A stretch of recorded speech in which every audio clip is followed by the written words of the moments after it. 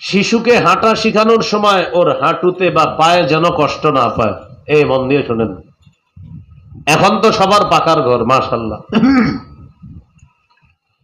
শিশুরে যখন হাঁটা শিখাবেন ও যেন ওর হাঁটুতে কষ্ট না পায়, পায়ে কষ্ট না পায় হাঁটা শিখানোর সময়।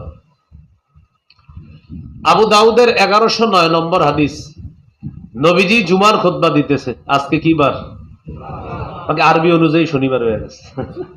আরবি শনিবার আর শুক্রবার সূর্য ডুবার আগে। আচ্ছা যাই হোক, নবীজি জুমার নামাজের দিন খুতবা দিতেছে।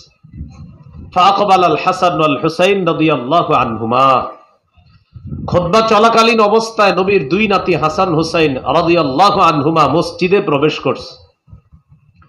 নবীজি খুতবা চলাকালীন অবস্থায় তাকায়া দেখলেন নাতি দুইজন মসজিদে আইসা ইয়াসুরানি ওয়া ইয়াকুমানি, বারবার পড়ে যায় আবার দাঁড়ায়, আবার পড়ে আবার দাঁড়ায়, মানে কষ্ট হইতেছে। ছোট মানুষ বারবার পড়তেছে দাঁড়াইতেছে।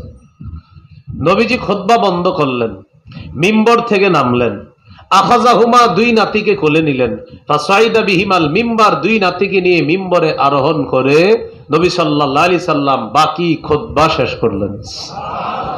হাদিসের শেষে নবী বলেন লাম আসবির, আমি ওদেরকে দেখা সহ্য করতে পারি নাই। ওরা বারবার পড়ে যাচ্ছিল আবার দাঁড়াচ্ছিল। দেখেন ওরা কিন্তু বারবার মাটিতে পড়তেছিল। ওই সময় মসজিদে নববী মাটির মসজিদ, তাহলে মাটিতে পড়ে কষ্ট পাইতেছে। নবী এটাকে বলতেছে ওদের অধিকার নষ্ট হচ্ছে।